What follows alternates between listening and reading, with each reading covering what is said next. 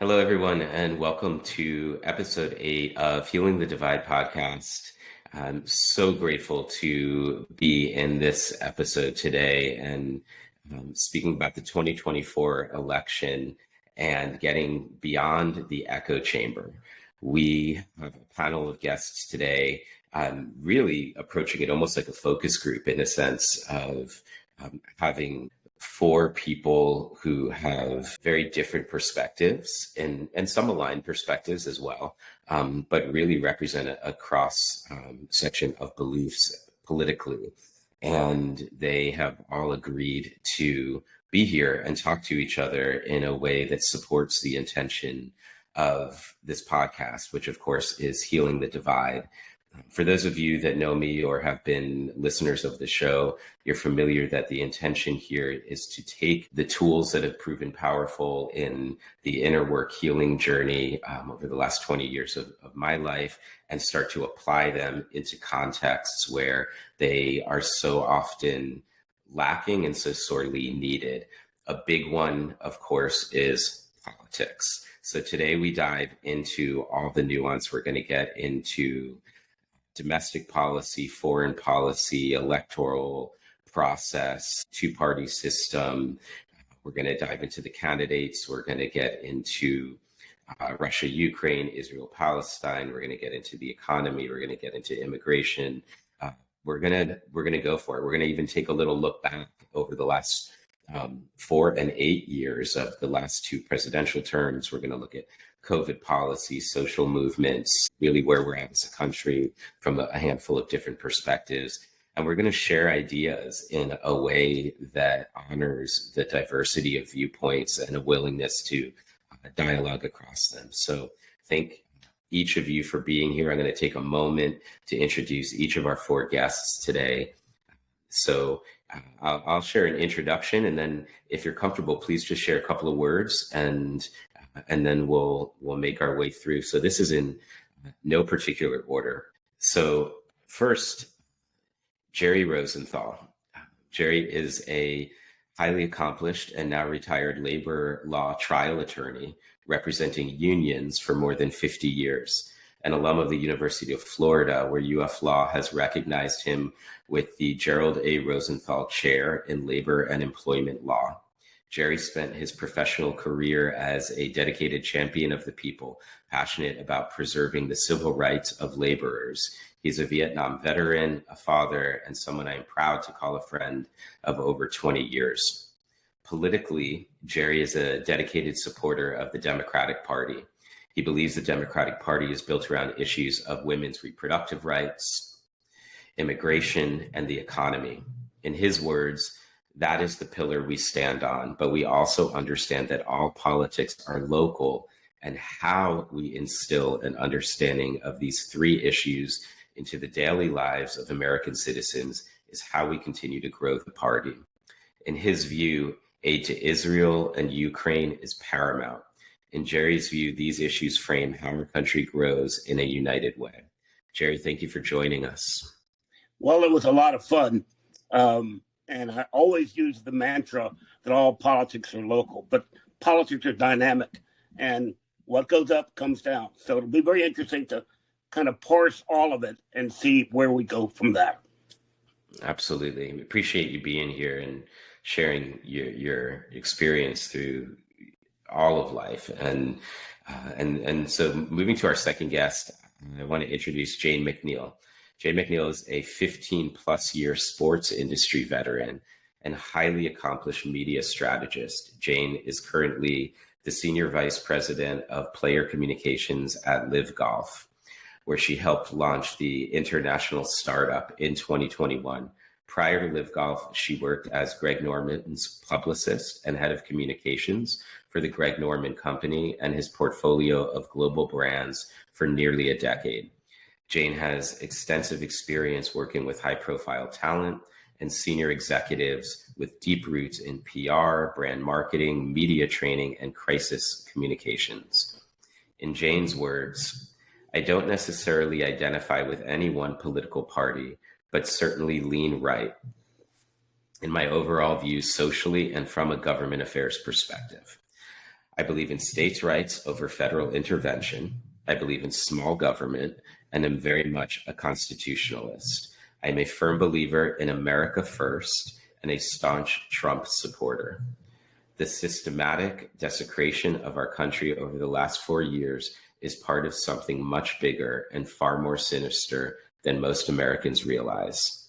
And from the MAGA movement, these words: the American way of life is under attack while career politicians destroy our economy and sabotage our nation's incredible potential. We will take our country back from the corrupt Washington establishment and return power to the American people where it belongs. Jane, thank you so much for being here. Sorry. Yeah, no, I don't have anything to add to that. Thanks, Scott. Okay. Thank you so much. And next, I want to introduce Vanessa Nedvins. Vanessa's answer at age 4 to what she wanted to be when she grew up was the President of the United States. While she now works in operational strategy by day, her home office is not quite an oval one. She remains a student of U.S. politics and can often be found opening up conversations with people about their views, especially opposing ones, and the way humanity fits into political decisions. Self-described as moderate, Vanessa seeks to find balance in her place in the now largely polarized political space, knowing that there is no perfect solution to our decades-old problems, while also acknowledging the culture and relative youth of the United States alongside our flawed electoral system as root causes of much of what we see. She believes it's hard to hate up close and seeks opportunities to connect with people of different perspectives and an opportunity to learn and understand. Outside of her penchant for politics, Vanessa can be found on a yoga mat, singing her heart out, on a cycling bike, playing with her dog Griffin, and generally looking for ways to enjoy the depths of this beautiful life. Vanessa, thank you for being here. Thanks for the invitation, Scott. I'm really excited to continue the conversations that I know folks want to have on a larger scale and start to normalize conversations between people with differing views in a respectful way. Yeah, absolutely. I share the same sentiment and hoping that we, really have an opportunity for that today. And so coming to our fourth guest, Dr. Lance Wilson is a physician who had some interest in politics in his 30s, including some ideas that he might run for school board or city council and start a political career of his own. Ultimately, he decided not to do that and focused on family and career. For the last 20 years or so, he has been fairly uninterested in politics, feeling disgruntled about the widening gap of ideals and generally only having two-party options. He has been a registered libertarian for a long time, and his votes for president, when he has voted, have been for Democrats, Republicans, and libertarians. He's very excited about the possibility of having a viable third candidate with RFK, and as a result, has spent more time recently getting to know the key issues and where the candidates stand on them. Lance, thank you so much for being here. It looks like we maybe lost Lance. All right, so we're going to keep the conversation moving. Hopefully Lance will be able to jump back in and join us here. I thought what would be helpful as a starting point for this conversation is an opportunity for each of you to be able to take a few words, to maybe take 2 minutes each to share what you see as the state of U.S. politics in this moment, the state of the electoral system, the pressing issues of this moment, and why you're choosing the candidate you're choosing to address them. So we'll start this with Jane. So please go ahead and thank you so much. Yeah, thanks for having me. I'd say if I could summarize the state of American politics in this current landscape, it would be broken from top to bottom. You know, although I am a Trump supporter, I don't think that there's anything right in the state of our politics right now. The divisiveness that has been created has left the country unrecognizable. I was 16 years old during 9/11, and I remember following that, the cohesiveness that was created within our country, and how it didn't matter if you were right, left, or in the middle. Everyone was an American at that time. And I remember, although it was a tragedy, looking back on that time with like so much peace and love in my heart and so much pride for my country, and standing shoulder to shoulder with everybody. We were all just Americans. And I look at this now and I don't feel like any of us are Americans. I feel like we all are so aligned to our one political party or to our one political candidate. It's just left the country in such a horrible place that I fear for its future. So I am a Trump supporter because, as we mentioned in the intro, I really, at the heart of things, feel that the government should not be in charge of making decisions for us. I feel like we should return everything to states' rights. I feel like we should go back to the Constitution as it was written by our founding fathers. They had so much foresight and were so ahead of their time. And it's what laid the foundation for the most incredible country in the world. And we've gotten so far away from that. So in my political views, if we're able to find a return to that and a return to unity as Americans, then we can find a path forward.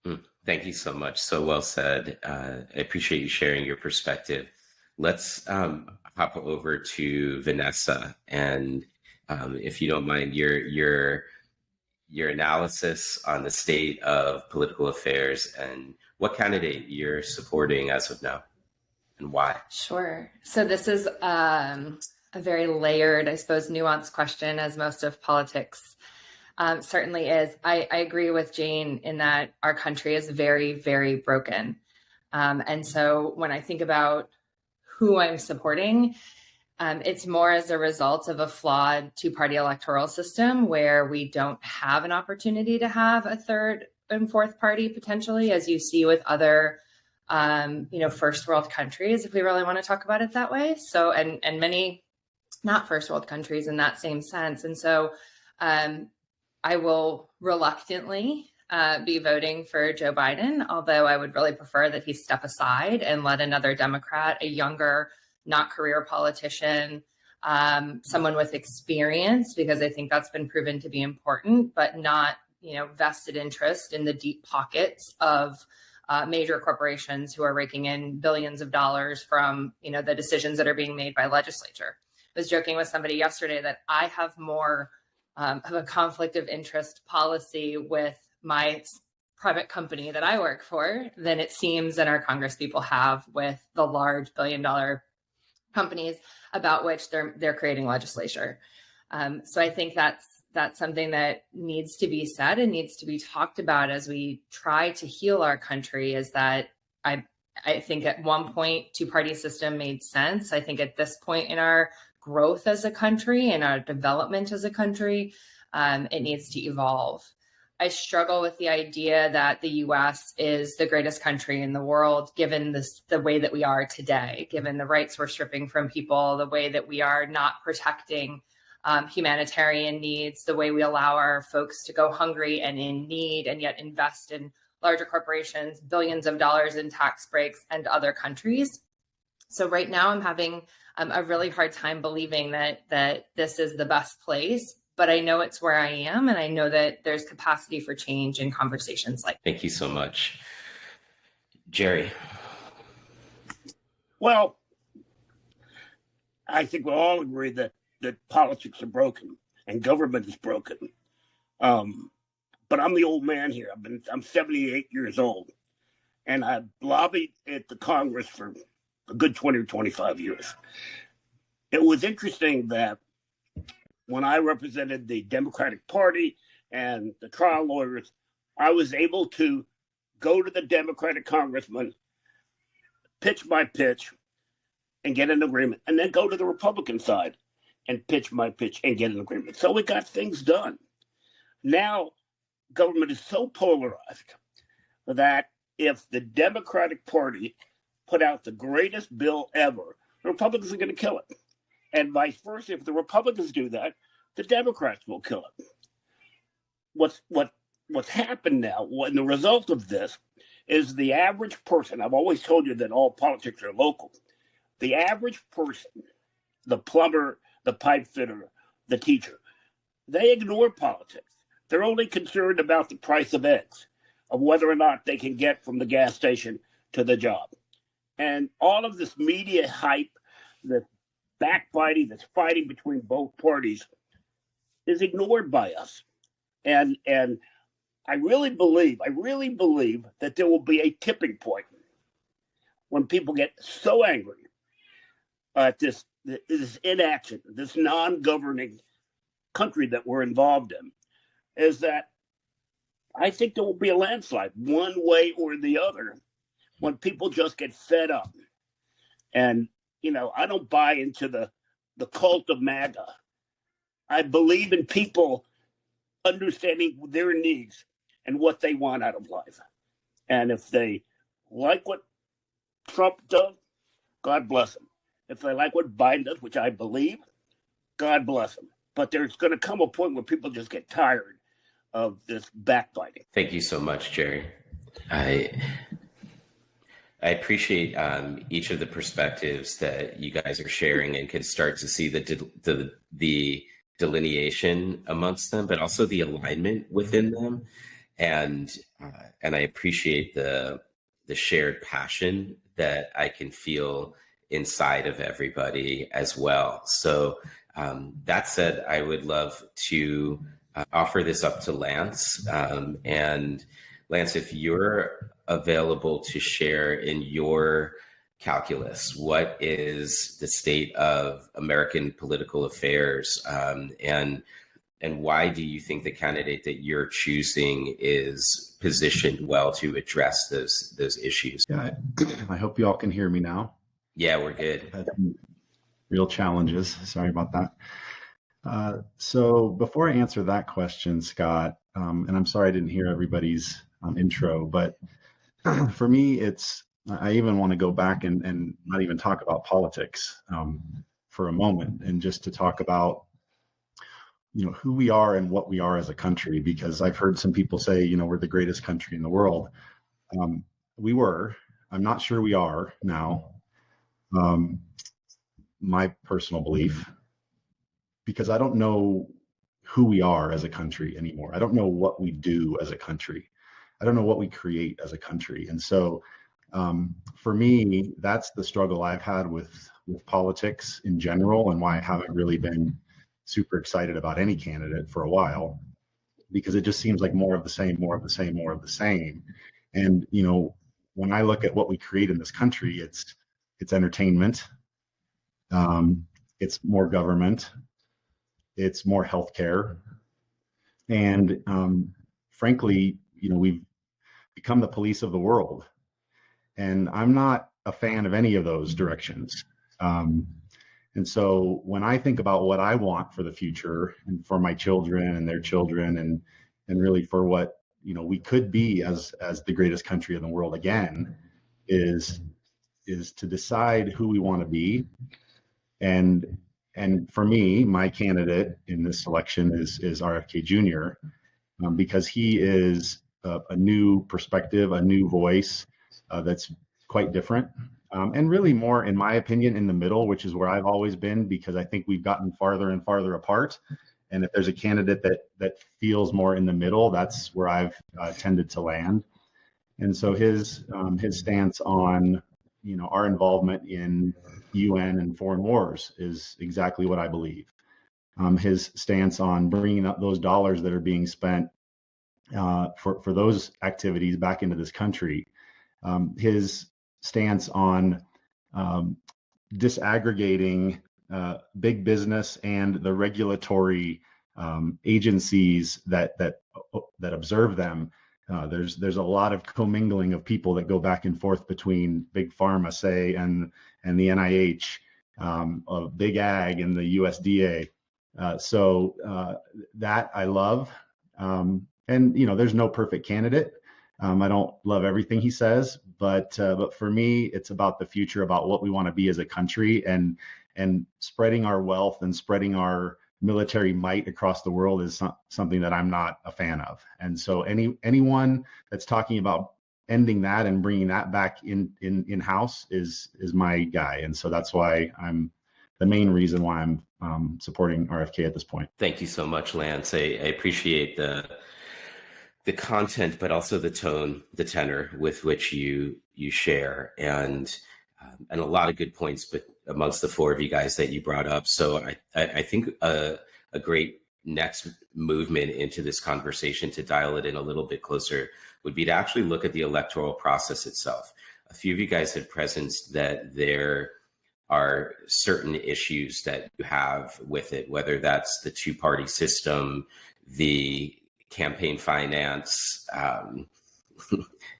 challenges, I'll say, that we have, where we really have corporate capture of our electoral process in so many ways. And really, I guess a bigger question is like, do elected officials even have ultimate power, or is it just something even bigger than revolving door politics, that behind that there is do you see there's a uniparty? Do you see that that the corporate entrenchment into politics through super PACs, through the Citizens United, passing, that this is changing the dynamic where it appears that we have more freedom to vote, but is real change actually happening?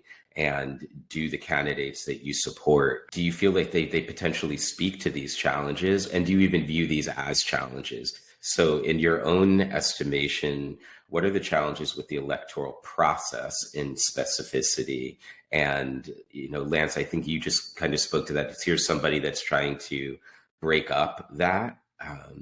And so dialing it in a little more detail, how do you each view the challenges and issues with our electoral process itself? Let's start with Jane. A lot to unpack in everything you just said. I think we could spend 2 hours just talking about that.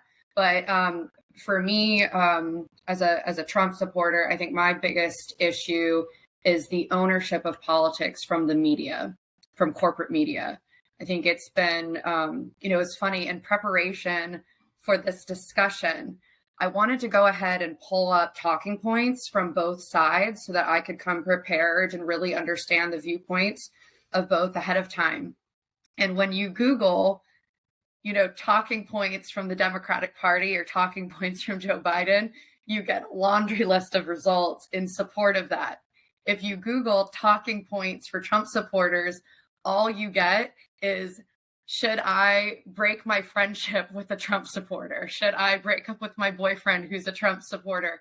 How to have a civil conversation with a Trump supporter?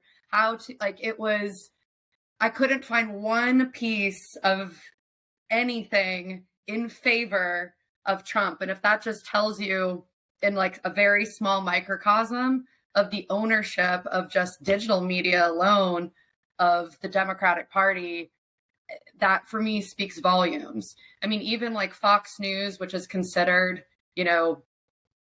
right leaning, they're still bought and paid for by a much bigger animal, if you will. So when you were kind of talking about corporate, buying and paying for politics, and whether it's what Lance was discussing, like corporations entrenched with governmental organizations, I firmly believe that there's, as I said in the opening statement, there's something much bigger and much more sinister going on behind closed doors. I think that a lot of these candidates are Manchurian candidates. I don't think it's just them up there. There's something much, much bigger behind them, a much bigger animal, which again goes back to why I support Trump, because he was anti-establishment. He did not come from Washington. He did not come from politics. And that's why everyone hates him so much, is because he is the guy that's trying to break up what's been created behind the scenes and behind closed doors and create real and meaningful change. And in his 4 years, his term, he was able to enact real change, but was attacked for it the entire time from this animal, from the government animal, from the corporate animal, and now from the legal side of things. So yeah, I don't think what you see is what you get. I think there's a lot more going on behind the scenes. Yeah, thank you for that, Jane. It's interesting. I just concluded an 8-week online container with people of diverse political viewpoints, where each week we got together and dissected a different issue. And it was incredible. And when we got into the piece on media and social media, and especially starting to peel back the majority ownership in these corporations, whether it's media, whether it's military industrial complex, right down the line, big pharma, you could pull back the last veil and it's BlackRock, State Street, Vanguard, managing pensions, influencing whether it's DEI policy or something else, and then shifting media narratives. And you can see how the money kind of flows. So I want to get into all of that with you guys, get your thoughts on it. But I wanted to share from the piece of when we even say Google it, right? It's interesting. We did a little exercise. I had them Google Missouri v. Biden to look up the case on the Biden administration's influence in social media governance when we got into COVID policy, and looking at, misinformation, malinformation, disinformation, demonetization, deplatforming. And if you type it in to Google, you would get Missouri v. and you'd have all these things that were in Biden. It was just other random cases. But if you put it into DuckDuckGo as a different app, it's the first 5 that pull up.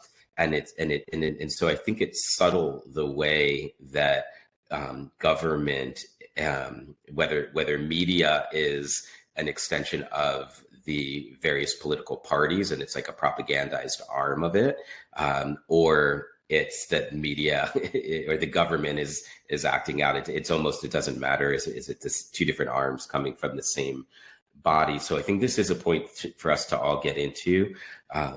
But I would love to hear a response to that from Jerry, given that it seems like you might be in a different camp. And so to open up what your perspectives after hearing all of that might be.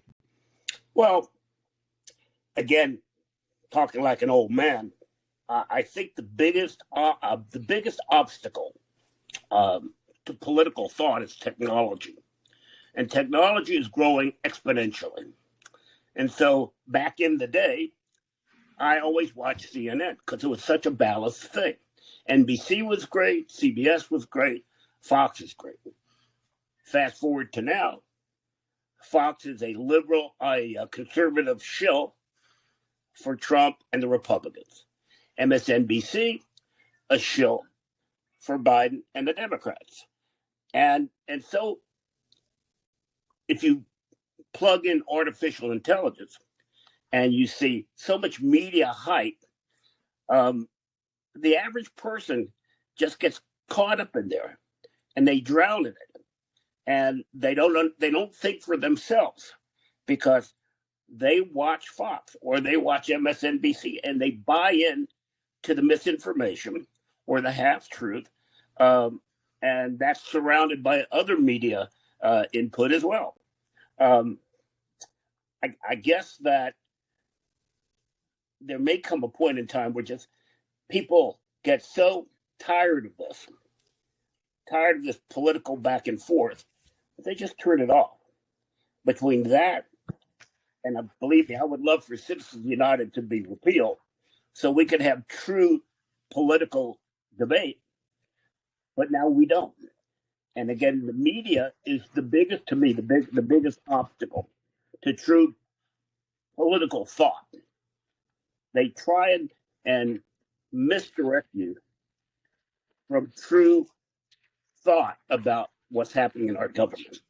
And that's a big deal. That's a big deal. I think we might have found a point of agreement amongst everybody in the role in media. So we really, I feel like we're onto something really incredible in this day and age, with the capacity to consume, and this might be a positive of tech, the possibility to consume independent media. To not just, I almost find it's like a little lazy to just sit back and turn on the TV and say, I'm trying to get both sides, so I'm going to flip back and forth between MSNBC and Fox, instead of proactively, seeking. I keep a list of, for people, of independent media resources, and say, this is, it's just, every TV is a smart TV pretty much now. You can easily hop on Rumble. If you're not aware, Rumble is an uncensored version of YouTube, essentially, because get YouTube owned by Google. But it's an opportunity to take in different viewpoints, independent voices, and really support a free media. If you look at how people are really consuming media, the intake of podcasts, especially 45 and under, it can actually give you guys a breakdown by age. So Edison research poll of 18 to 34-year-olds, they are consuming specifically news, 50% through podcasts and 50% through television. 35 to 54-year-olds, 39% podcasts, 61% television. 55 plus, 14% podcast, 74% television, 12% other. I'm thinking maybe like newspapers and various things like that. And so you can start to see, as we continue to age and this platform becomes more entrenched, it's going to be podcasts. And especially what I love about what we're doing today, long form podcasts. The idea that two people can come on of differing views and basically hit a bunch of talking points and sound bites, talk over each other, and then clip to the next thing, it seems to perpetuate the endless cycle of distraction and lack of depth and polarization. And so when we put somebody together for 2 hours and you can't just say a bunch of buzzwords, and you get to actually hear a conversation and feel into a human being's energy. Do they feel honest? Do they feel sincere? Do they keep repeating the same things every time I hear them? Or are they just speaking off the cuff? And so I think this is refreshing to hear, some maybe alliance here in the need to shift the role that media plays, and also not just the co-opting of media, but the value, it's the opportunity cost, the value that media represents is part of our checks and balance system. It's journalists that were designed to be the objective reporters of what's happening. And so when things like Trusted News Initiative or Center for American Progress, or any of the sort of politically leaning organizations infiltrate into the news and collectivize it into a singular homogenous voice, we've lost the benefit of journalism, in my estimation. So I would love to, Vanessa, hear your thoughts on what you're hearing so far, and then we'll kick it over to Lance after that.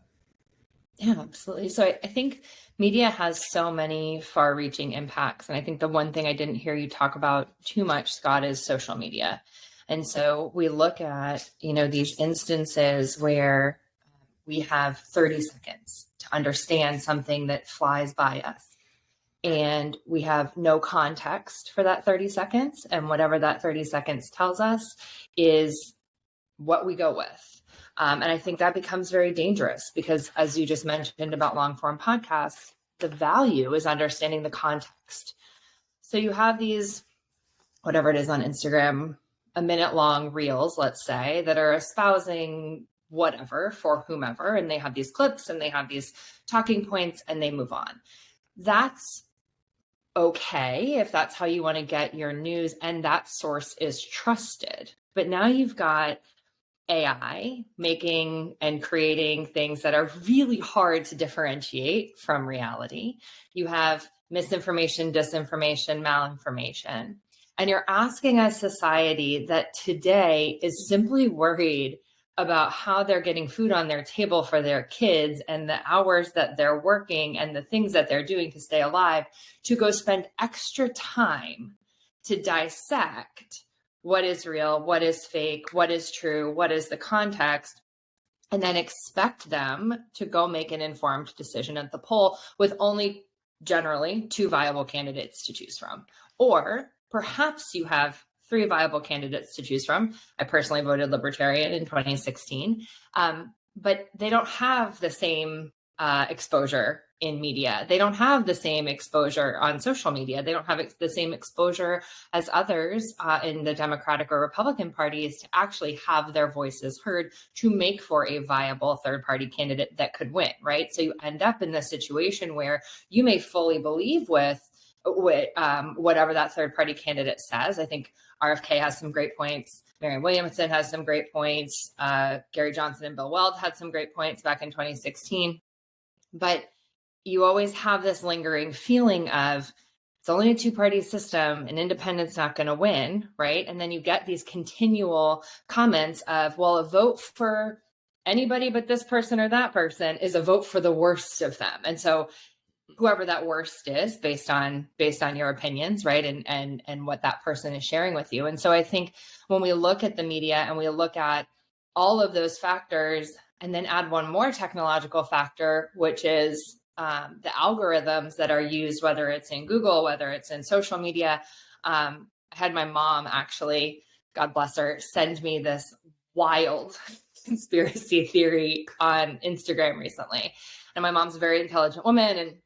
And what happened was something came into her feed and she started looking at it. And then she was fed more of it. And it just moved from, let's call it center, to a step away, a further step away. And then all of a sudden she was well down a significant rabbit hole. And she was absolutely terrified, paralyzed with fear over the situation. And the reality is it's not as big as it was made to be, but because the algorithm kept putting it in her face, or because we have a 24-hour news cycle that repeats the same thing over and over and over, you don't get the space to think or understand or critically analyze if you even have the mental and emotional margin to do that because of the way that media is designed. And so while I agree media ownership, media perspective is huge, it's also the way that we are consuming media in the context of our day-to-day and what we are responsible for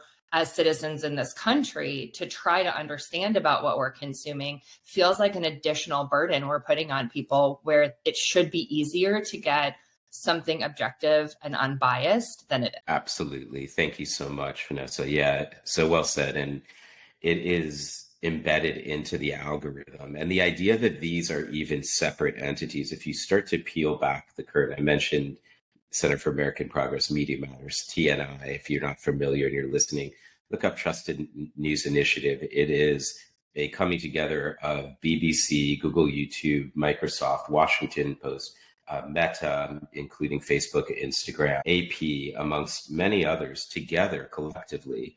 These members hold over 90% of the overall social media market, over 90% of the social networking market, over 75% of the video hosting market, over 90% of the search engine market. So the idea that we can just, I'll hop on here and, get to truth, it's so embedded in my perception that I agree with what you all have shared so far in this piece. So it really does take a sifting through because look at the words it comes in. Trusted News Initiative. It's like, we'll tell you that we're trusted. That's a good sign. First off, like, wait a second, you can believe everything I say.com. It's like, that should give you a little pause. So Lance, I want to hear your thoughts, not just on like agreement, disagreement, but you had shared in like starting to do more research, starting to come back in to the fray a little bit in the presence of RFK showing up as a independent voice, largely building his candidacy through social media, tons and tons and tons of podcast interviews.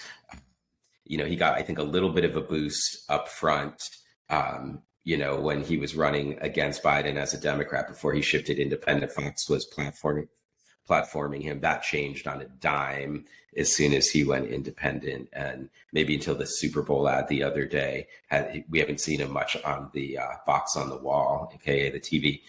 So how do you go about, in your research, coming back into all of this, ascertaining truth versus fiction, or getting caught in these algorithmic silos?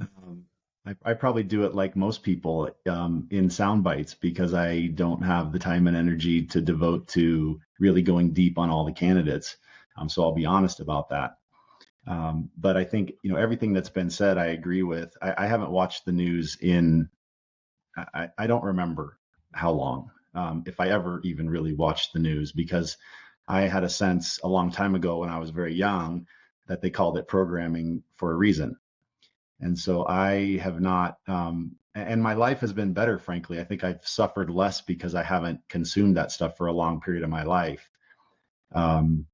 Because what I see in the little sound bites are, as everyone's described here, very polarized. Talking about unity, talking about coming together, talking about coming to the middle, doesn't get people's emotions going,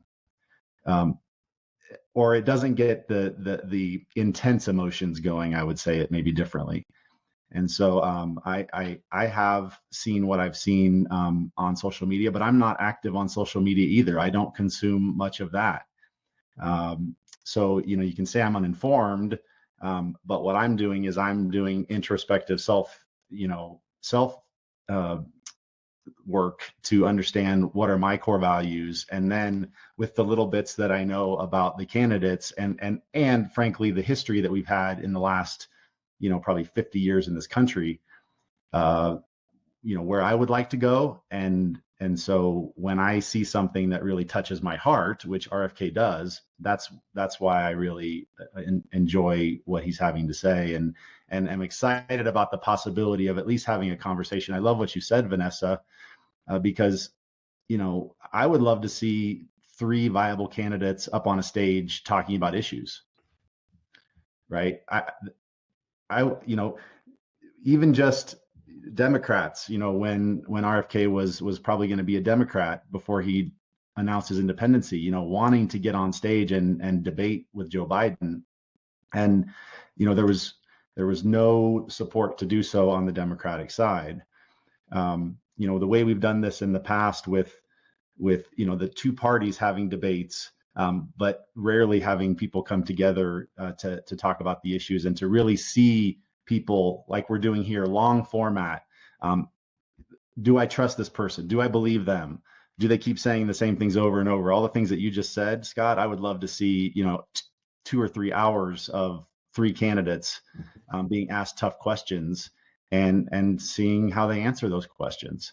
So, we kind of started this with, the 2-party system and the electoral process. We've gravitated towards media, but we know it's so involved.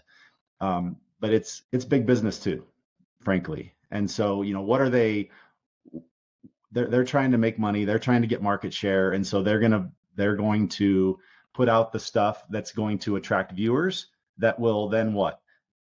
Allow them to see the ads that are running on those programs, which are largely pharmaceutical now, which as a physician, I detest. I think that's disgusting. So yeah, media has not been really in my consciousness. I'm not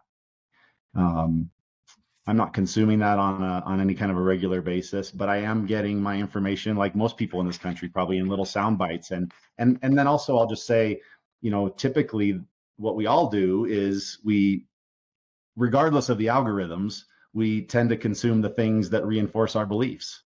Mm-hmm. Instead of looking at really critically the exact opposite point of view. And if more people would do that, I think we'd have a much deeper discussion. Absolutely. Lance, I want to stay with you and pick up on this thread of pharmaceuticals the capture, really that closed loop of media, big pharma, politics, and this has felt like, to me personally, the biggest issue of this campaign, and my biggest fear. My son asked me yesterday, he said, so many people, when they speak out against RFK, they want to go right to anti-vax, which actually is sort of lazy, because he's not even anti-vax. You don't know how many times he has to say that, but to really listen to him speak about it is something different. But he said, I wonder how much of a needle mover like vaccines and vaccine mandates and all of that even is anymore for people. And I shared with him, to me, this is actually the number one issue. And it's not just about vaccines or medical autonomy or something. It's about what started to feel totalitarian, that there was like an authoritarian, you will do this or you will not walk into this building. You will shut down your business. You will knock it on the floor. And then there's like this public shaming. And it started to feel, and now, it starts to feel almost like a division of like the vaccinated and the unvaccinated, and you start to kind of see this whole thing, and it was in the name of follow the science, and then the science comes out, and it's like, okay, well, it turns out that that's not true. That's not true. It did start there in the lab. It doesn't stop the virus from spreading. The masks don't work as intended. All these things, and so when I look at a candidate like RFK, he really rose to more public recognition right now because he spoke out against this, but was first demonetized, deplatformed, and then he learned that you can't censor a presidential candidate. So he went into politics and has had some success with this. So what is your view on, we'll start with Lance, on first off, the follow the science as a doctor, and were we following the science? Were doctors actually, were their voices suppressed? And then I would love to use this as a lead in to hear everybody's view on where you stand on censorship. Is it necessary at particular times? Are you a free speech absolutist where anything goes? And we can take this as a foray not only around COVID, and the idea of sort of the totalitarian state and when is it essential, because who's the arbiter of what's hate and what's not hate? And this to me brings us directly into Israel-Palestine, which is where I wanted to go next, because we've seen obviously the protests in the college campuses. We've seen the presidents go up before Senate, before the Congress. And so where do you stand on free speech, censorship, and what's your take on what's happening in our country right now? Okay, well, if we're going to go back and talk about kind of the dark times of the spring of 2020 and how that led to the couple years that followed, I want to say that people were scared. The media contributed to that, without a doubt, because that's all that was on, and it was really the worst possible scenarios. So people were scared, and people didn't know what to do, and that includes our politicians and our government. Nobody had the answer here, and it's not surprising that we, went off the path, back on the path, off the path, back on the path. I mean, that's kind of what we do through life. I think there was science. There were some small studies initially that supported, the use of the vaccine in this case for some portions of the population. But the numbers were small, and the way they were presented as percentages of percentages really inflates the numbers.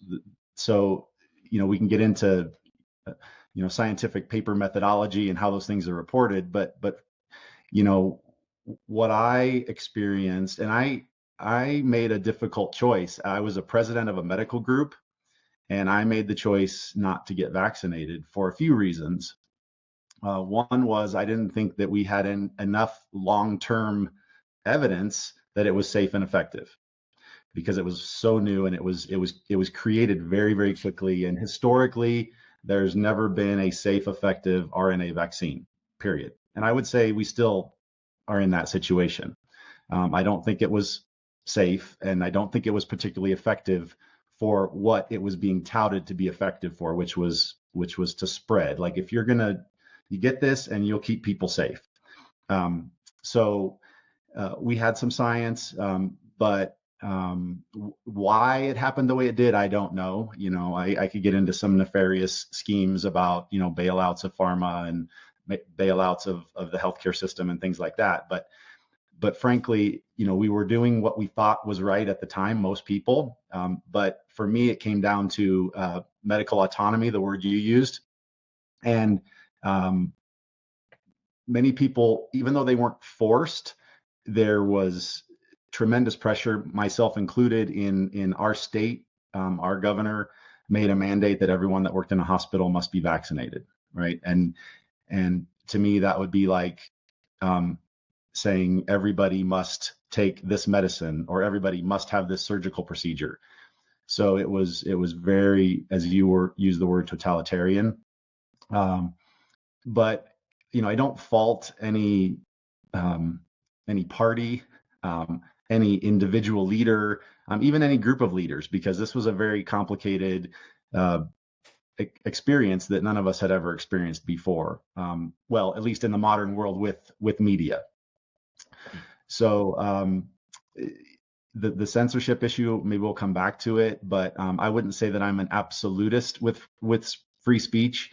There has to be some line in the sand, but to be able to quantify or qualify what's misinformation is very difficult. Now, hate speech is one thing, but saying this is misinformation is incorrect. And I just want to say one more thing before I turn it over about RFK.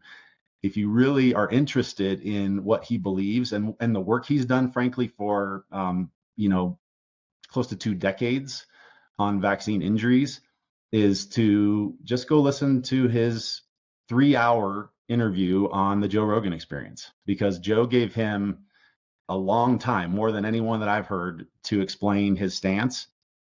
And he's not anti-vax. He wants the same regulatory and the same duration of time necessary to approve other medical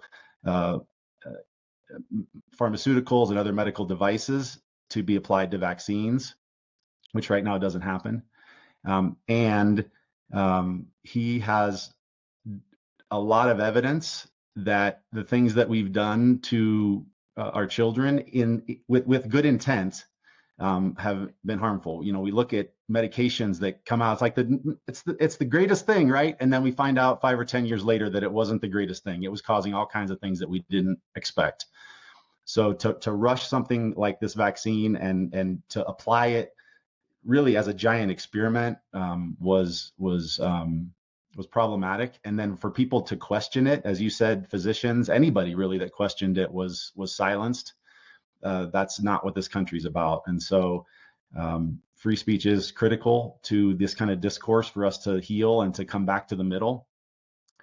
And the media played a part in what we experienced, and it created a bigger divide than I think would have happened had we not had that experience. I mean, we were already moving towards the extremes, and now it's just another example of how I'm right, you're wrong, pointing the finger, and seeing the other as someone or something different than ourselves. When we're all here in this country together, we're all on this planet together, we all come from Mother Earth, we're all connected. And for us to have this idea that we're getting farther and farther apart, to me, is something that I just can't get my head around. Thank you. I want to give each of you a chance to speak to this piece because it feels so central to what's really happening here. And it feels like the conversation that we need to have after these past 4 years. I would almost love to reserve every other topic and spend the next 8 hours or just literally like spend the rest of my life just sitting here with an open like Zoom room and have anybody that wants to come on and just unpack what's inside of them as they make their way back to each other. Like that's really the call here. And again, even healing the perception of divide, because the reality is, in the deepest sense, we're never divided from ourselves, from each other, from whatever we hold as, this great mystery. So when we're acting as if we are, it really does generate this suffering. And that said, it doesn't need to all be mono and the same. And so how do we hold our pluralities, in a way that honors our deeper connection? And I hold this in my own journey as individuation without separation, and how important that is. So I want to offer you each an opportunity to speak to this topic in your own words. So let's hop over we'll go Jane, Jerry, Vanessa. Hey, hi again. I first want to pretty much echo almost everything both Scott and Lance said. I could not agree anymore in terms of, for me, that was really when 2020 happened. That was what I felt was like the great awakening for the country and the world, in terms of what I keep referring to as this sinister plot and plan going on in the background that led to this totalitarianism, authoritarianism, which it was the gateway drug, right? For the government to continue to take more and more liberties away from the people, more and more autonomy away from the people. And I might sound like a broken record, but from the very beginning, I've just been talking about returning rights to the American people, right? Like, the government should not be in charge of telling us what to do. I think, I was fortunate to be in Florida, where we did have rights and we did have our,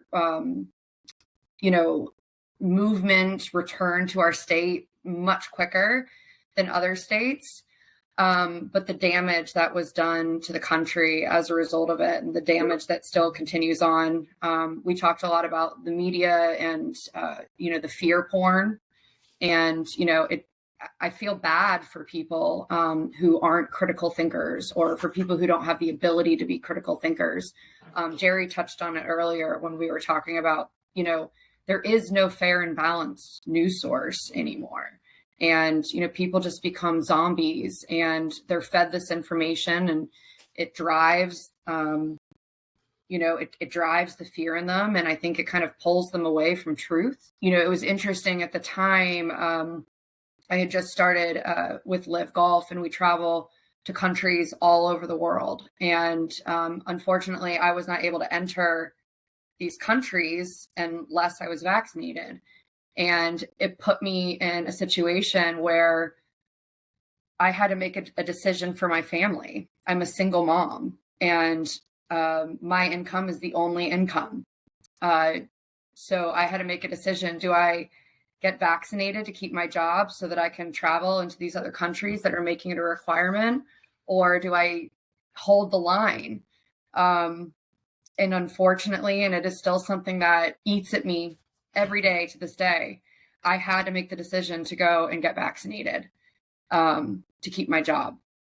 And for me, it's like an unforgivable offense from the government and from the world, basically, of creating this fear porn for this larger machine, this larger animal that, Lance alluded to, was this, in support of big pharma? Was it in support of a larger kind of new world order that, we're trying to, I'm not a conspiracy theorist. I think any of these paths could be the truth.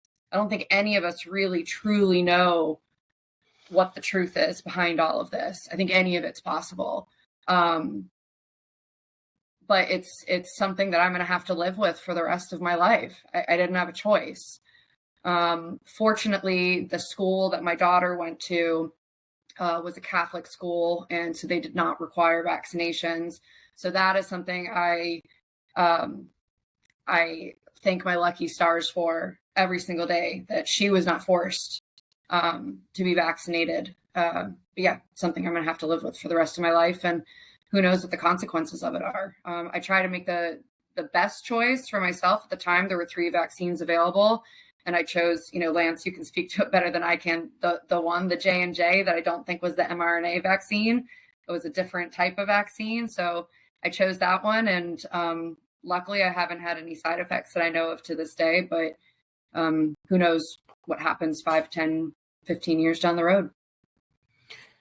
Jane, thank you so much for sharing your personal story and the vulnerability. I can feel my heart hurting. It's like, whether you're pro or anti, any of it, where you stand, that sense of you have to do this, that doesn't feel, to me personally speaking, again, like what I learned growing up were the core values of this country. I understand when people were coming to it from a well-meaning standpoint, but man, this is some really touchy territory. And I think the second layer of this is not only could it be like, or is it a situation of, do I do this or do I not do this? And being forced in this instance, but to even speak out against it, it is not just a sense of like, will I be like, I don't think that my reach is big enough that I'm on any social media company's radar, but we begin to self-censor because of cancel culture. We begin to fear, if I speak up and use my voice, and I went through this, I expect or assume anybody remembers this, but I did use my social media platforms to speak my thoughts and feelings about this issue, and opened up a few frenzies, whether it was on social protests or vaccines. And I did feel and see it negatively impact my business. It negatively impacted my friendships. And I could see why a lot of people would reach out to me and go, that was really brave. I'm not willing to do it. I don't want to experience those risks. And my heart breaks, because what's happening as a people, as a country, when when free speech isn't just taken from us, but we willingly give it up. Scott, if I may just add one thing to that I think is relevant for this conversation, is when you had asked me if I would join this group, I had to have a conversation with my family, with my partner, about whether or not it was safe for me to come out publicly as a Trump supporter, and what that would mean, what repercussions I would face as a result of that. Is there some type of government in the future that retaliates against people who were publicly supporting the opposite candidate? It was something that we had a serious conversation about, whether or not it was safe for me. And, I don't think people who aren't Trump supporters, or people who aren't anti-vaxxers, or whatever you want to call it, really truly understand what you just talked about. Like, it is a fear. I don't publicly talk about my political leanings. I don't wear a MAGA hat around. I don't put a Trump sticker on my car, for fear of violence, attacks, retaliation. And I think that is a huge problem. We should all be able to have free speech, express our opinions, and have open dialogue without fear of violence or retaliation in this country. Absolutely. And that's the thing, when we disagree, it's like, I fight for your viewpoint that I disagree with, not against it. I fight for it.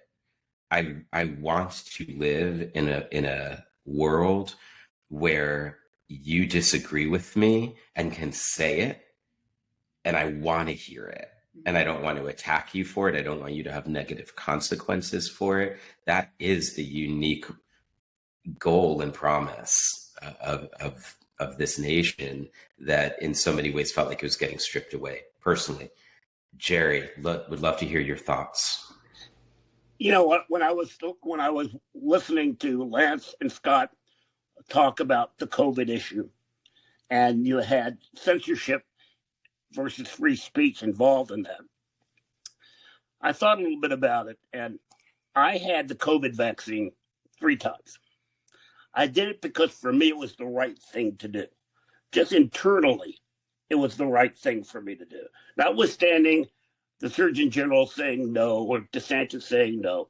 For me, it's what I wanted for a variety of reasons internally. Yeah. I was also thinking about censorship versus free speech in the larger context of things. And the United States, our country, has essentially a life of its own, and with all kinds of diverse interests and thoughts. Anti-Semitism on campus is something that I oppose, and I stand up to it, and I out it because it's the right thing for me to do. Banning books was an anathema to me, harking back to Nazi Germany, because it's a terrible thing to do for me. There are some people who support banning books, but it's not for me.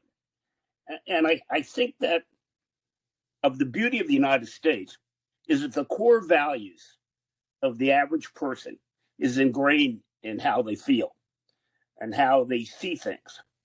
And I think that this concept of censorship and free speech on campus is something that everybody can kind of get behind. There will be discussions, there will be debate. But the beauty of what we were talking about is the core values of who we are as a people, who we are as an individual, how we relate to other people with opposite political views. And for me, it's a good thing. And I've told you before, patience is a virtue. And I believe that if you listen quietly, thoughtfully, and come to a decision that works for you, then that's what you do. My question for you as a follow-up is, I hear you stand up against the anti-Semitism on college campuses, and where do you draw the line with free speech? Is it at hate speech? Is hate speech free speech? Where do you stand on that? Well, for me, it's easy, at least for me, is that free speech is fine. Free speech is free. It's the core of the United States. It was in our Constitution. And that's how our country was formed. But when free speech, or speech, just speech, creates violence, then that no longer becomes free. And when you have a situation where an institution, a university, fails to monitor that, saying, oh, it's free speech, so we don't have to do anything, and violence results, then the institution is to blame. And that again, free speech speech that begets violence is no longer free. Now, how you judge that is the debate that we all have. Whether or not anti-Semitic speech begets other anti-Semitic speech, that may be free speech. But if it creates a way of creating violence, then you're just going to have to step up to the plate and say, this is not what we believe is free speech. Free speech, or speech, I keep saying free speech that hurts us, is no longer free speech. And maybe there has to be a dialogue on that level. How do you define it? But I think that in many ways it's internal. If you're Jewish, free speech is pretty bad. For people who are atheists or whatever, they have a more expansive version of free speech. But that's a discussion or the debate that this country should have. I couldn't agree more. I think it requires more time, more nuance, because who's the arbiter? And as soon as we hand over that trust for somebody to then just say, for example, that's malinformation, so we're going to censor you. It's not even misinformation. It's just that's bad information. It might be somebody protesting rights. I mean, we can start diving into Israel-Palestine a little bit, but it's interesting, like is the cure for bad information to shut it down or to add more information? Do we even need to argue for truth, or can we just elucidate it through free speech, through conversation? When does rhetoric cross over into behavior? And then you start to put it in different contexts. If it wasn't Judaism, if it was, kill all women, kill all Black people, kill all trans people, kill all conservative, like all of a sudden it's like, well, that's still just rhetoric, but would we allow it in the different social norms and mores of the time that we find ourselves in? Are we applying these things equally, or are we putting them into their own compartments and favoriting, one over the other? So I think these are the issues. Vanessa, I'd love to hear your thoughts. Yeah, sure. So I think we've really shown in this conversation something that's central to my belief, which is that everything is very systemic. So we started talking about vaccines, we moved to censorship, Israel, Palestine, we can do all these things. And I think so many of these component pieces are truly related to one another. So from a COVID perspective, I think there's components where I too travel for work and needed to get the vaccine to travel, and I am my sole supporter, and at the time needed to keep working, and I dealt in the last year with a very mysterious health issue, which did not turn out to be COVID related, but I have to be honest that was a rabbit hole that I dove down to say, was this related to COVID? Was this related to the vaccine? Nobody can figure this out.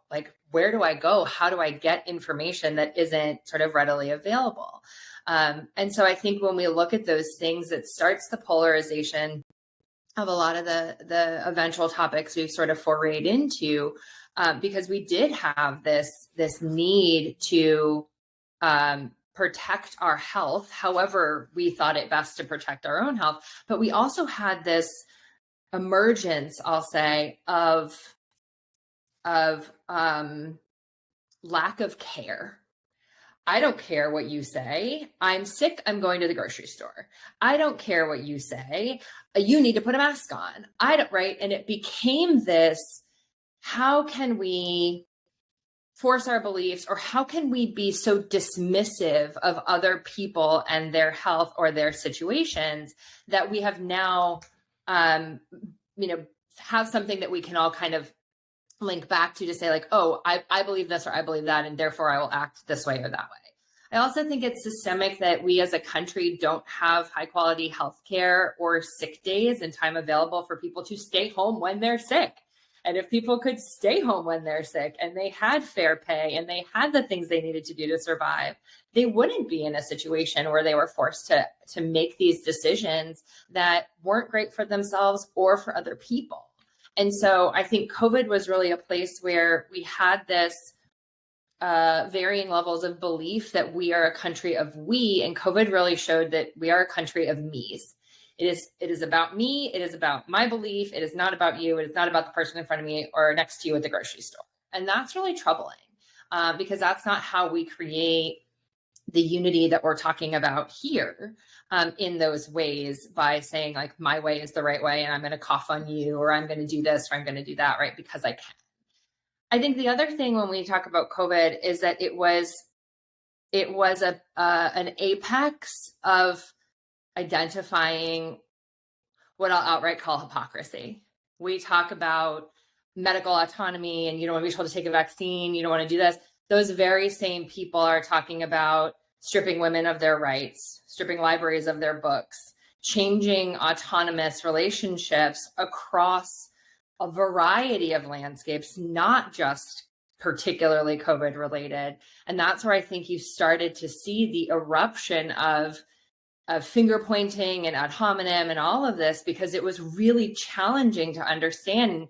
And I would love to understand how medical autonomy for a vaccine is one thing, but medical autonomy when my body is at risk of delivering a baby is something completely different without bringing religion into it, right? So I think this is the experience of 2020 started to bubble these things to the surface in a way that hopefully would have started to expose and encourage conversation, and instead it exposed and created division. And then I think that lends itself to, is your content, your words, should those be censored? Should those qualify as free speech if it's different than what I believe? And I don't think that's the case, right? I think we should all be able to speak. And Jerry, I really appreciate your approach of if speech incites violence, and is that a way to kind of draw that line in the sand? But I think that's where we started to see the more grasping of censorship to say, I don't agree with this thing that really divided the world in many ways. And now I'm going to censor what you say because I don't like it, or I'm going to censor what you say because I don't think it's scientifically accurate, or I'm going to censor what you say because it doesn't align with my beliefs. And I don't think that's a productive thing to have happened. I think it set us back in ways where it really could have propelled us forward differently if we had some honest conversation in some pretty specific lanes around what it means to be a country and a society, and the way we interact with people, and what it means to be able to make decisions about our own health, and what it means to be able to speak freely about things that we disagree with respect. And I think that last piece is ardently missing from a lot of the dialogue that developed from 2020. Thank you so much, Vanessa, for sharing that so articulately. There are two things I want to pull out of what I heard you share. The first is in the collective identity and the individual identity. And there is a point where when we're only concerned about our own self-interest, that it's hard to survive as a society and community. And I deeply value that. So on one end of the spectrum, we have self-interest at the expense of the collective. And then it seems like there was a lot of buy-in to just do, like, the propaganda machine felt like, for me, the train went full throttle when it's like, be part of the community, especially if I can first move to lockdown, where it generates isolation. And out of isolation, there's loneliness, depression, anxiety. And now here's a way to come back into connection and care about the whole, and do this regardless of if it's your view or not. And so everyone's just sort of like mass is shuffling in. Now it's collectivism at the expense of the individual. When I look at the promise of this nation in our founding documents, to me, I see, again, this is just personal subjectivity here, that the collective promise is one of personal subjective sovereignty. That if I want to stand for the collective, the most powerful thing that I can advocate for is the rights of individuals. And so when it started to get, and this is nuance, but when it started to get pulled out and say, stop just caring about yourself, care for the whole, I'm like, my caring about the whole is me standing up for my right to have my voice. And then I could start to see what was happening with this medical autonomy hypocrisy that you mentioned. But what I saw as I really stepped back into witness consciousness, to really the space that I think Lance was speaking to earlier, was you could play that both ways. You could say to a let's say conservative leaning person that was, I'm going to do broad brushstrokes here. I don't want to be vaccinated. My body, my choice. Don't tell me what to do. And then say, well, then why are you telling me what I can't do with my body when it comes to reproductive rights? And then you could then flip that and say to the Democratic person, let's say liberal-minded, broad brushstroke speaking, why are you saying my body, my choice over here, but now it doesn't apply over there? And so it's sort of the typical shadow projection. I'm gonna deflect and call you a hypocrite. Well, we're both doing the same thing, and we're just doing this back and forth dance. I could see, I think, abortion it's one of these really big issues because I hear from the conservative side, sure, your body, your choice, but it's not just your body. There's another body here too. And when does, and so then I'm like, oh, wow, yeah, that's a great point. And then I hear, I'm a woman, don't tell me like what I can and cannot do with my body. Man, that's a really good point here too. As I raise my children and we talk about these things, I say, let's not demonize either. There's no evil monster here.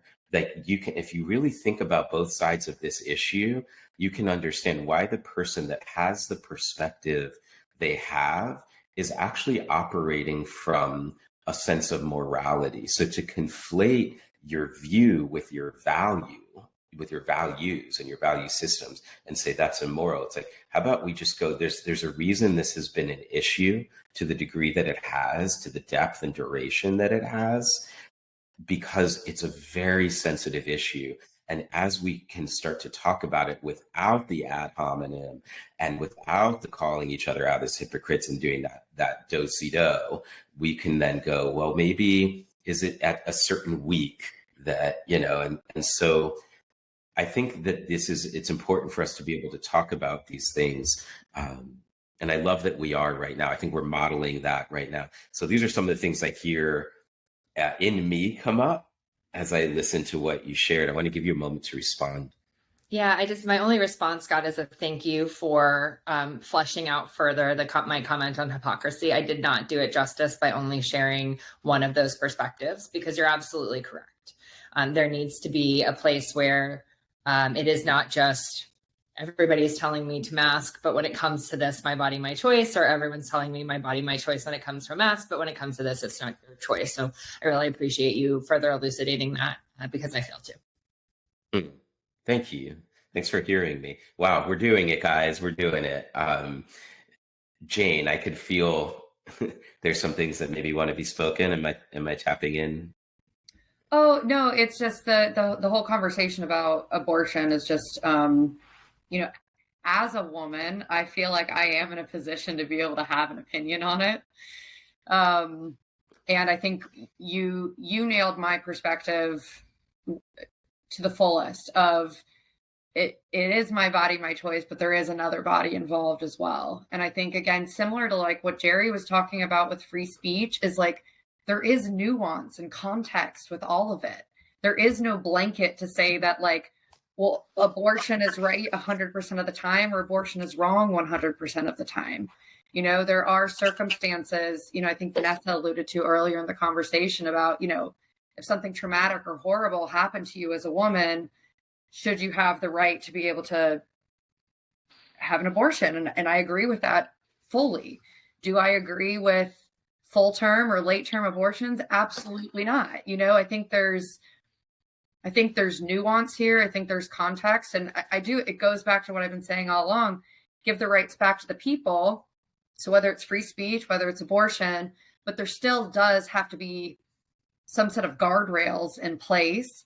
But Scott, going back to your point, who's the arbiter of those guardrails, right? And when you put government in charge of it, that just creates less autonomy and more government intervention. So, I don't know what the right answer is. And, going back again to Israel, Palestine, I mean, Jerry, I could not agree more. There is no space in this country for hate towards any religion, let alone the Jewish religion. And what has happened on these college campuses in the last couple of months has been appalling and disgusting. And I have found myself, when I do turn on the news, in shock that it is 2024 and that this is happening when the Holocaust and, World War II was not that long ago, right? It was within our generation. How are we back here again? So, there are so many things, I think, having this conversation that we all have common ground on. And I think if we kind of take it and say, I think, Scott, you alluded to it being systemic. It's not about just the one thing.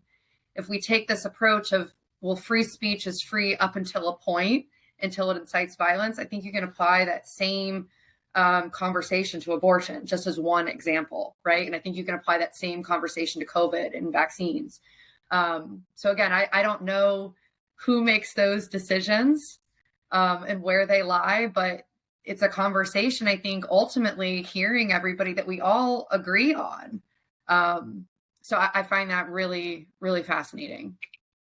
It's incredibly refreshing. This is amazing. I just want to kind of step back before diving back in, which is to say that the capacity to say, I'm here and I'm listening, just that alone is a game changer to create the conditions for conscious dialogue to emerge. Because I think if I go back to if I was in a coaching session with somebody or a group of people and we were navigating conflict, we would apply these same principles. We would just say, I'm here to listen, to understand what your experience is.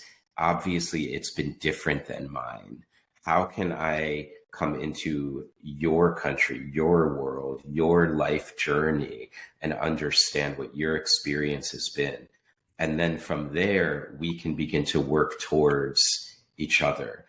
Right now, there's so much conflict happening, especially when we look at this. I don't even want to say the Israel-Palestine conflict anymore. I just want to call it what it is, which is really a war. And from the proxy levels, there's a lot more involvement of other countries already. And so I would love to take a moment to hear from, let's go to Jerry first, because you presenced at the beginning that support for Israel-Palestine, or for Israel and Ukraine, I'm sorry, were paramount to the central issues of our day and moving our country forward. I think there's something unique here that in each of these three candidates, and I say Biden with a slash and some parentheses of like a fill in the blank of, personally, I don't think Biden is going to end up being the Democratic Party's candidate. And I think those conversations are in the works. So whoever steps into that, Trump and RFK are all I don't even want to say Israel, pro-Israeli government, Benjamin Netanyahu policy right now. And while much of the world and a lot of the US citizenry is looking at what's happening, not at October 7th in a vacuum, but what were the conditions that led up to it and what has been the nature of Israel's response, not just to Hamas, but to the citizens of Gaza, where over 30,000 people have now died, 100,000 injured, 20,000 women and children, a decimation of the entire society, every mosque, every university, people starving, and people are really struggling. We're seeing pictures of this, depending again on those algorithms, it's pretty intense to see. And without like hyper macroing it to the point of, well, this is my position. It's like, well, these are people. Can we start with what Lance was saying? We're all humans.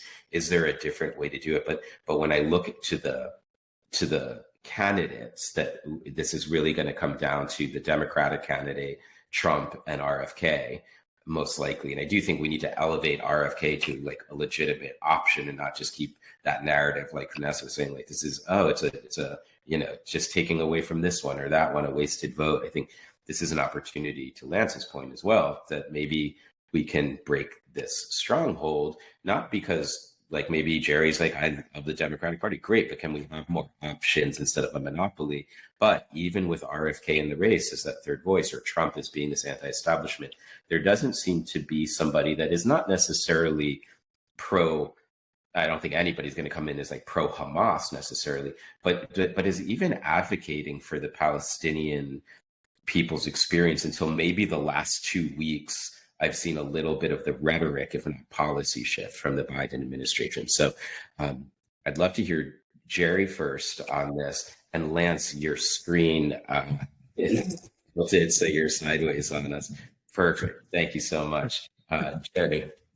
And Lance, sorry if you don't mind muting as well. Well, it's interesting, this whole Israel-Palestine issue. Both parties, all parties, want and support Israel's right to exist as a Jewish state. It's pretty much a foregone conclusion. How you go about that is very, very complicated. For me, again, I always have supported Israel. I've lobbied for him, for the Democratic Party, but I oppose Netanyahu's government because, in my mind, it doesn't reflect the average Israeli citizen.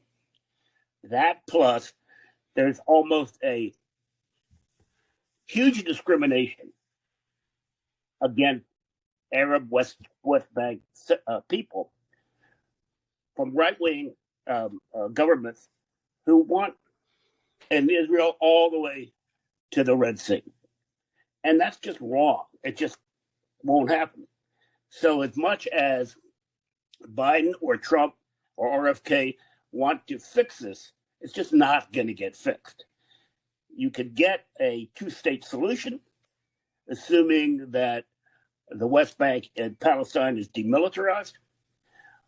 You have to pull the Israeli settlers out of the West Bank and back to Israel. That's more tribal than anything else. If you remember, Arabs and Jews lived for thousands of years. We had the Quran, we have the Torah.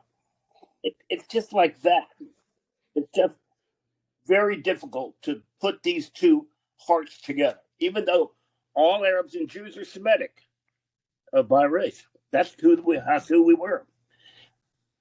But I think it's going to be another 100 years before Palestine gets modernized and works in competition with Israel economically.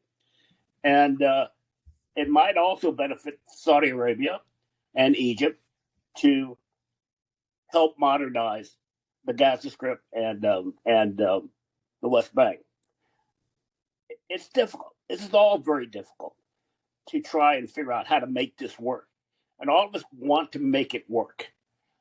But the problem is that, as you say, thousands and thousands of people are dying on both sides. And again, as I said before, the United States, our society, is very much human. So on October 7th, where there was this horrendous massacre by Arabs against Jews, it was like the new Holocaust. And that gets ingrained in their DNA. And forgiving is not in the cards right now. Netanyahu has a political aspect to this. In my opinion, it doesn't work for the Israeli people. But I think for anything to get better, they have to have a change in government in the same way that we have a change in government. And without opposing anything, the Netanyahu government is very similar to the Trump government. It's authoritarianism and it's over the top, so to speak.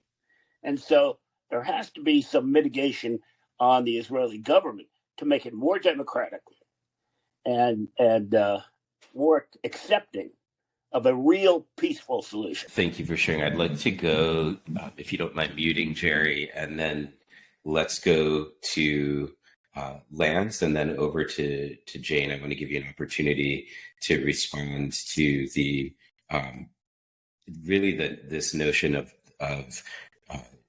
Trump's how you hold response to Trump as authoritarianism, or do you see the Biden administration as that? How would you respond to Jerry? I'd love to get into that, but Lance, I'd specifically love to know. So, for personally speaking, again, I'd like to just be clear when I'm being in objectivity and subjectivity. I think that's important, especially in the role of host, but being human as well. So I'll share my perspective is I am an RFK supporter in this mix. So I've had a hard time reconciling my support of RFK with what has felt like there needed to be more understanding for the plight of the Palestinian people in his approach to this issue. And I say that with somebody with, Jewish ancestry and deep recognition and agreement with a lot of what Jerry said as well. And I think Yeah, it's just been really, it's like I hear him in so many spaces step in and speak against what feels like the traditional historical establishment position. And so how I agree, Jerry, that my hope is for the Israeli people to live in freedom, in safety, and it's the same for the Palestinian people, right? I think for all of us, it's the same for all people. We want that. I think in some of the lead up to 10/7, we have to unpack that more to really understand what the Palestinian people have been living under. And also, this is not an issue just of Israel and Palestine. This is all over the world. There's issues of, we'll get in my next podcast actually is about colonization and really breaking that down in both action and in consciousness. And then the last week's episode was an interview with a woman in Israel, from Israel, like she broadcasted from Israel. She was a social worker in the Israeli army, and she supports troops coming out of combat to work through their trauma using yoga and meditation and healing tools. So I recommend all of our listeners to check out both of those if you want to go deeper into particular content. But Lance, do you have that same inner battle with RFK? And then Jane. Yes, you said it perfectly, Scott. When I said in my opening remarks, I love almost everything he says. That's one that I had challenges with as well. And it's not that I don't support Israeli people. It's not that I don't support people having the ability to choose their religious beliefs and practices. It's that I believe that is the case for everyone. And I agree with you that I think there was an opportunity there for him to, like he does on most issues, in my opinion, find a middle ground. But Vanessa, you were talking about this cognitive dissonance with, well, I don't want to have a vaccine and I don't think someone else should have an abortion. To me, they are exactly the same. Fundamental issue is the government was taking a stance historically on abortion with legislation, and then more, sort of not necessarily with a law enacted, but with a lot of pressure to have something done medically that was, in my opinion, only a discussion between a patient and a physician, right? That for all of these discussions, right? And so when we enacted a law that said this medical procedure that should be between a patient and a physician should be a private conversation and a medical decision, when we said that should be legal or illegal, doesn't matter, was incorrect. And even the Honorable Justice Ginsburg felt the same way, I believe. So I think they're the same, right? Like we can all find these evidences of where we believe one thing and then the other exactly the opposite, but a similar scenario. For me, this idea of a closed state of one country, and then on maybe the same news feed or in the same speech, someone will talk about open borders on the southern half of the United States. To me, you can't argue both of those things at the same time because they're in complete opposition of each other. So if we believe that we should have open borders, then we should have open borders everywhere. And if we believe that we should have closed borders, we should have closed borders everywhere. So I think these are just other examples of how we pick and choose as individuals what we want to believe and what we want to focus on and what issue is important to us. And so anyone that can create a space to have a conversation about these kind of topics and to point out some of those discrepancies and to figure out what is our stance as individuals and as a population on things, I think is critical. So I agree. I think, he's controversial, right? RFK is controversial. I love that about him because I think controversy is what sparks conversation. And I think he had an opportunity to make a different stance, more in the middle and more about the lives of everyone involved in this. And he didn't do that. And that was one area where he, in if I had my perfect candidate that I could create in my mind, they would have had a different approach to that particular question and that conversation. The other thing I just want to say before we turn it over to Jane is, I think we have, like I said at the beginning, we've become the police of the world, and our involvement in any of these conflicts is taking away from what our priorities need to be, which is rebuilding the culture and the vision of what we're going to be as a country. Because right now, that's a big part of our identity is we are arguably involved in destabilization of foreign governments, and then we become the police to mop up the messes that we created in many cases. And that's one thing that I just can't get behind any candidate who believes that we are the police of the world. One more cognitive dissonance. Defund the police was going on during the COVID time, mainly from a liberal approach. Well, let's talk about defunding the biggest police force in the world, the U.S. military, that we spend more than the next 9 countries in the world combined. It's ludicrous. So if we're going to defund the police, let's start with the biggest police force in the world. Thank you, Lance. You were kind of going like we were in the same mental current, evidently, because I have my list of talking points and you just hit the next 2 or 3, which we weren't going to have time for. So I was like, oh, this is fantastic that you're touching on them. Thank you so much, because when we hand it off to Jane, I'd love for you to pick up that thread and weave it a little bit around really what is, it's one thing for us to sit down and say, well, I think Israel should take this stance or that stance. I wish my candidate's not this way or that way. But what is our role versus what is our opinion is a very different question. So when we look at U.S. foreign policy over these last, call it even 20 years, we'll just work within that frame, even 25 years, maybe through, going back into Iraq, going into Kuwait, and then going obviously through, September 11th. And you had kind of started there.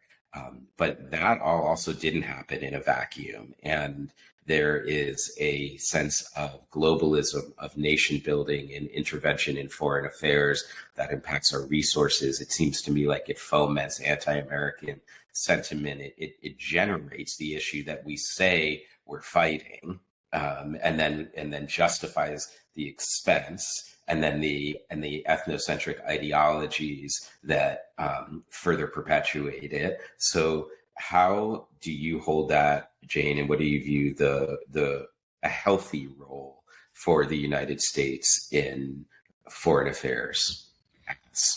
Yeah, I agree 100% with Lance that we should not be the police of the world.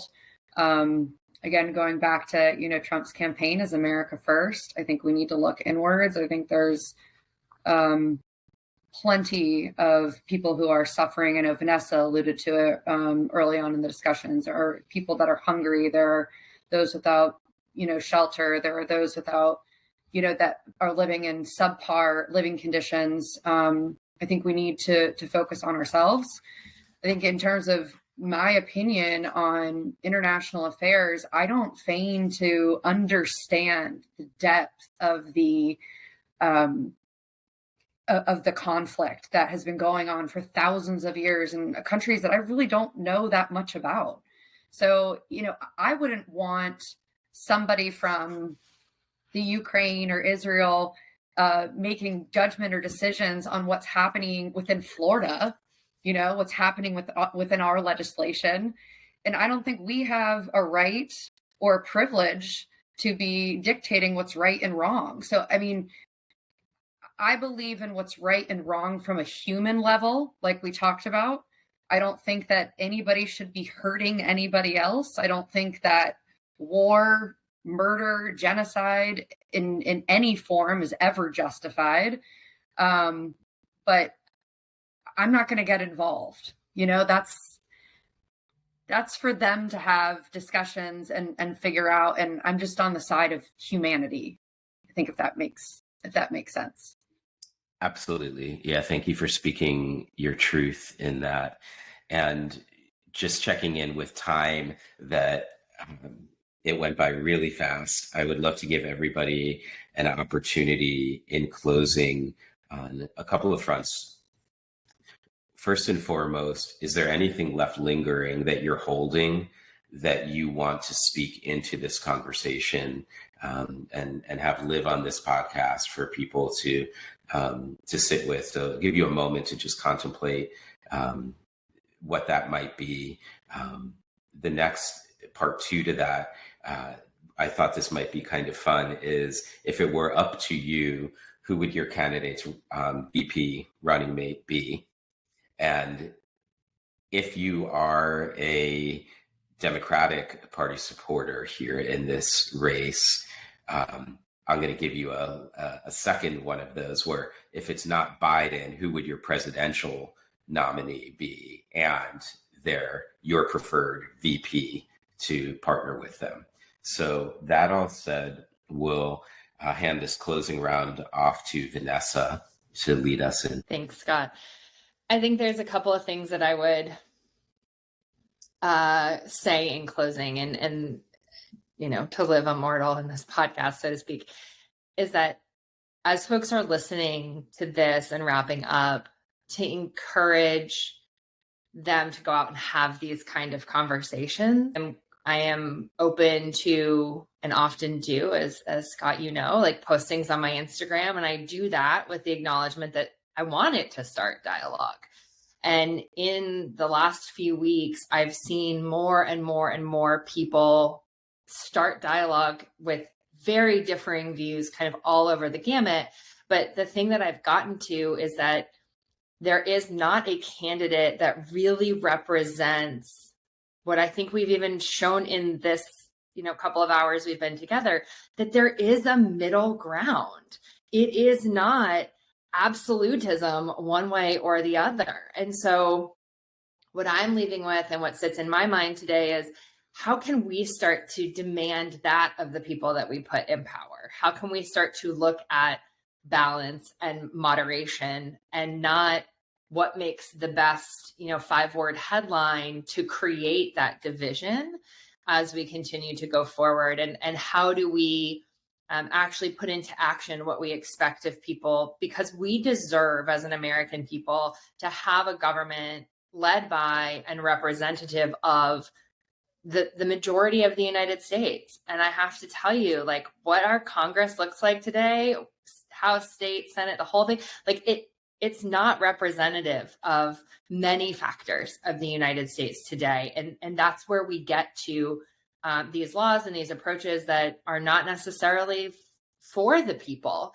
and certainly not in the moderation that it requires to be human and to live. And so I think all of those things are things that we need to start considering about our candidates. And I think I would also offer that for those folks who do leave here and say, hey, I want to talk about this more, awesome. And know that it's not going to be easy. Know that it's going to make you think differently. And that's okay. I've learned so much from this conversation. And I want to go off and think about things differently. I want to look at RFK in particular as a different approach to a Democratic candidate. And so I think we should know change is good and change is expected. And it's okay when you learn more and you change your mind, or you learn better and you do better, right? So that's sort of my lasting commentary there. I think for me, with if I had to pick like a true Democratic candidate, there's a couple that come to mind. In 2016, I really loved Amy Klobuchar, or 2020 rather. I loved Amy Klobuchar. I think she's got a really balanced viewpoint. I have family in Minnesota. It's really hard pressed to get anything bad out of people about Amy, which I think is really impressive.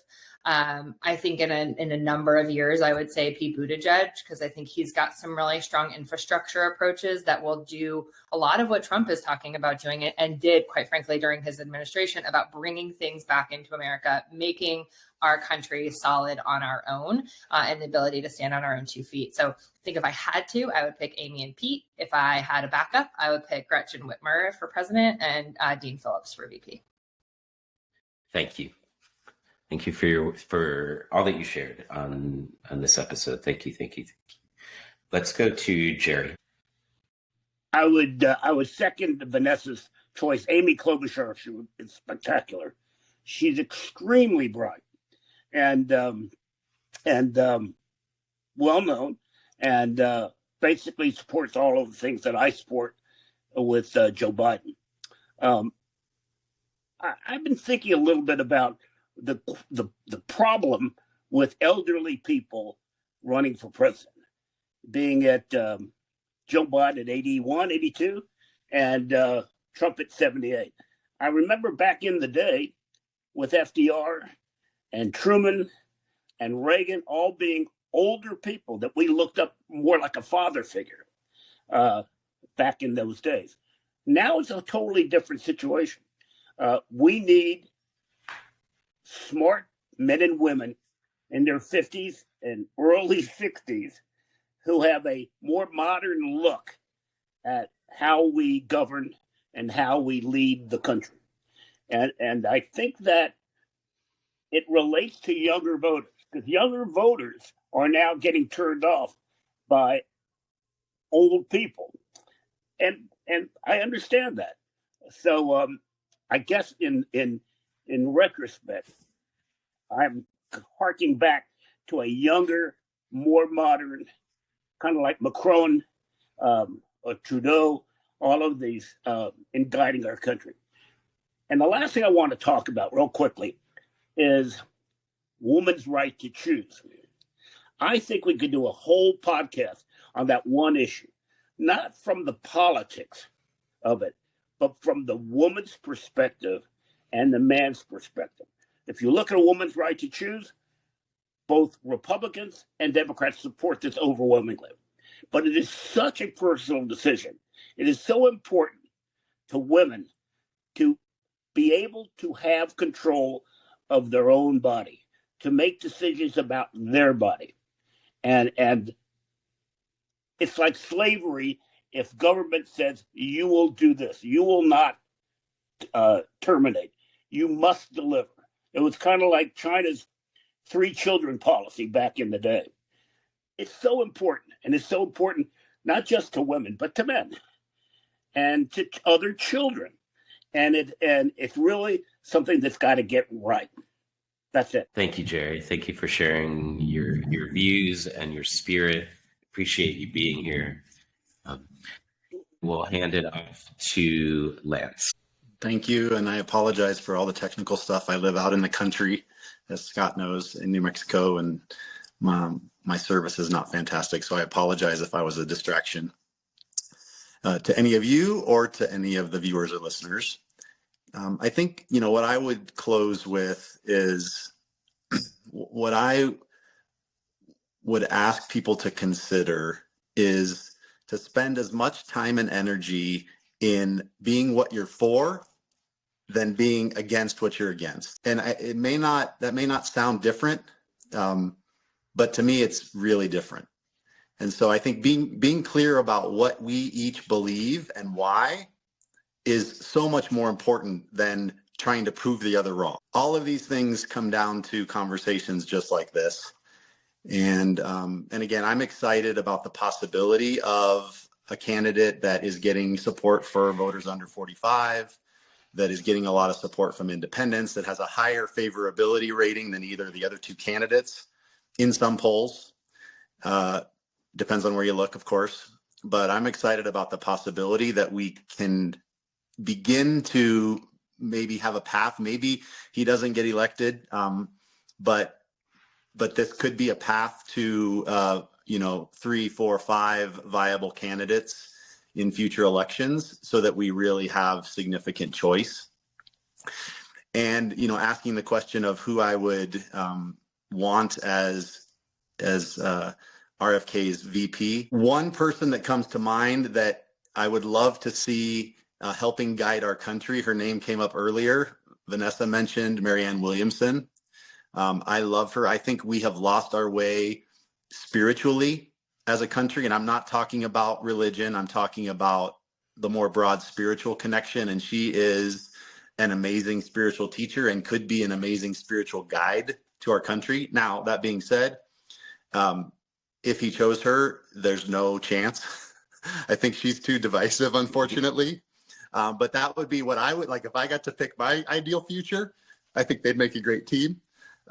If I had to pick someone that I thought would help him win, I don't have the answer to that question. I really don't know. But I do love the people that he's surrounding himself with. Charles Eisenstein, I have high respect for him. And Gavin de Becker, multiple people that he's surrounded himself with, I really respect. But I don't know, frankly, the answer to the question about who would be a great VP that could help him win. Thank you, Lance. Yeah, I resonate with a lot of what you shared.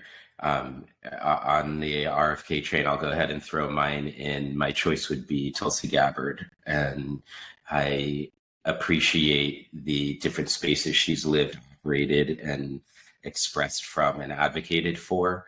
I think she would maybe broaden the coalition enough to add that element, but also be aligned enough as well. To me, that's kind of the sweet spot. And it's funny, when she was running as a Democratic presidential nominee, I really enjoyed her. I said, why is she not getting enough press? And then I watched a lot of her evolution in thought, and it just mirrored a lot of my own in the last few years. And so I that would be mine. And let's hand it off to Jane to close us out. I just wanted to, first of all, thank everybody for having this conversation and being open. It was really enlightening, and really enjoyed speaking and getting to know all of you. In terms of final thoughts, I recently reread 1984, and I would encourage all the listeners to go and do the same, because it is eerily similar to what is happening in our country and throughout the world today. We are truly living an upside down world.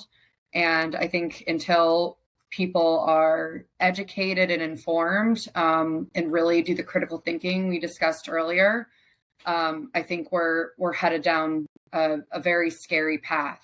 Although, like I said at the beginning of the discussion about, 9/11 obviously is what brought us together, brought unity, and brought the sense of Americanism, and, broke down the diversity or the division rather in the country. I obviously don't wish for anything horrible to happen to us, but something needs to happen in order for us to remember that we are all Americans first within this country, and then on a global scale, we're all humans, right?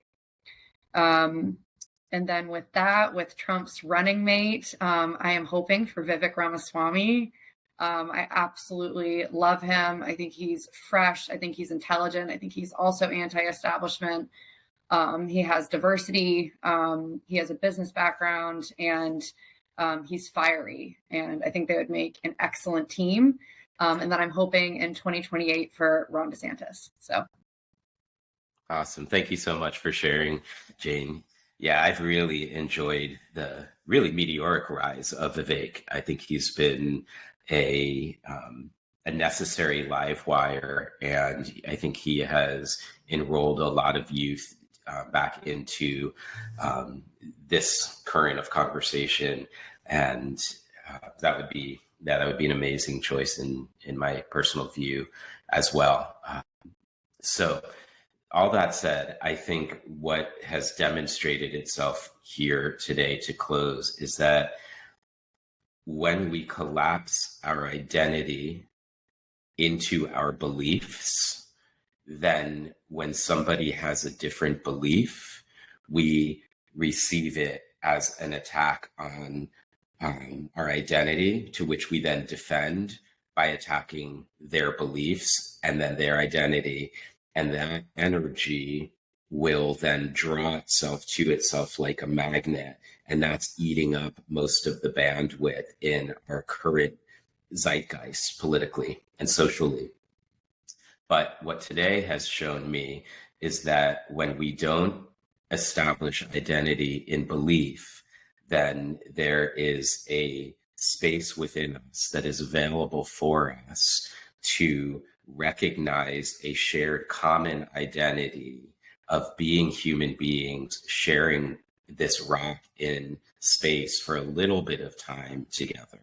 And that from that shared basis of humanity, there's then space for a plurality of differing beliefs to live within us, to have freedom to grow and change, to be questioned, to be explored, to be heard without defensiveness and attack. So the attack, blame, defend dynamic can be set down. It's not a choice between you're right and or you're wrong, I'm right and you're wrong, and power over. But truly powerful to me is when we steep into the root of who and what we fundamentally are as beings, and we make space to commune and just feel free. This is to feel genuinely free to say, this is what's on my heart. This is how I see. This is my understanding, my assessment, my goals, my wish, my dreams, my comprehension of what's occurring. How about you? And then, hey, that's cool. We can talk about it.